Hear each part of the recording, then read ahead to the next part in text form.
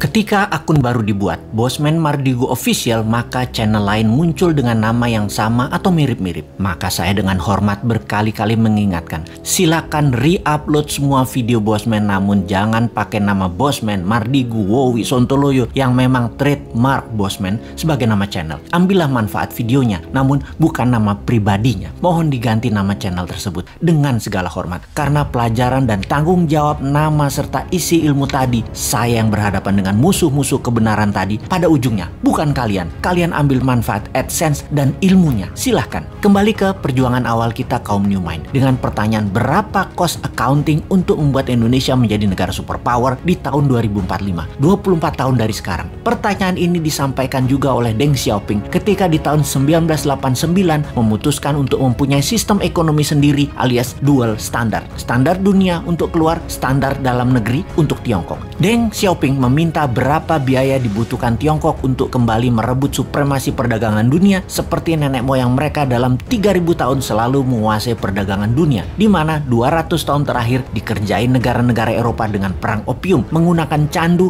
untuk membuat goblok otak 30 juta rakyat Tiongkok dan juga pejabatnya. Lalu perdagangan Tiongkok dikendalikan Eropa sekian lama. Pertanyaan Deng Xiaoping tadi di tahun 1989 dijawab dan benarlah. 20 tahun setelahnya Tiongkok menjadi negara maju, dan 20 tahun kemudian, yaitu sekarang, Tiongkok menjadi kekuatan yang ditakuti.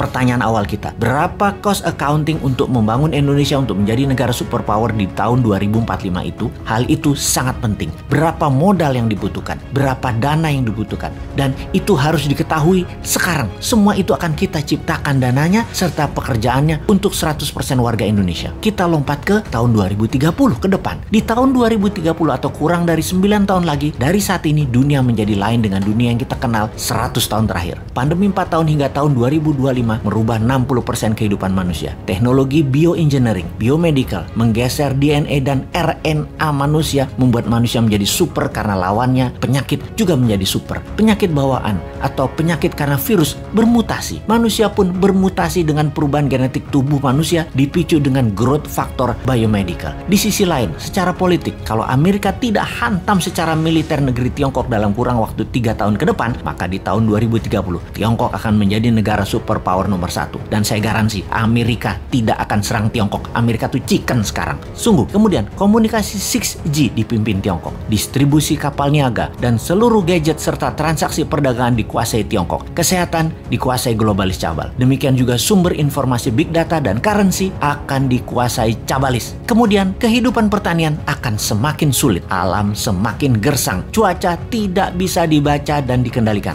Panas bumi mencapai puncaknya di tahun 2030. Musuh bersama umat manusia di tahun 2030 adalah kelaparan, kekurangan pangan dan gizi, serta cuaca yang ekstrim. Alam tidak ramah. Dunia menjadi semakin kejam. Manusia semakin buas. Tiongkok di tahun 2030 akan mempunyai penantang baru yang namanya Nusantara. Siapa Nusantara itu? Negara yang menjadi pengontrol laut, pengontrol mineral dan sumber pangan. Negara maritim, food country dan mineral country. Itulah Nusantara di tahun 2030. Pertanyaan berikutnya, apakah Nusantara dalam 15 tahun kemudian, yaitu di tahun 2045, bisa melewati Tiongkok atau setidaknya menyamai? Jawabannya adalah bisa. Konsep bernegara di tahun 2030 adalah kendali pembayaran dunia perdagangan yang menggunakan emas. Di dalam negeri, sejak New Mind berkuasa nanti di tahun 2024, maka 1 tahun setelahnya di tahun 2025, emas dijadikan alat bayar resmi, di mana puncaknya di tahun 2030, rupiah fisik musnah tidak dipakai lagi, jadi e-rupiah dan fisiknya adalah emas. Nusantara menarget dalam 15 tahun ke depan sejak tahun 2030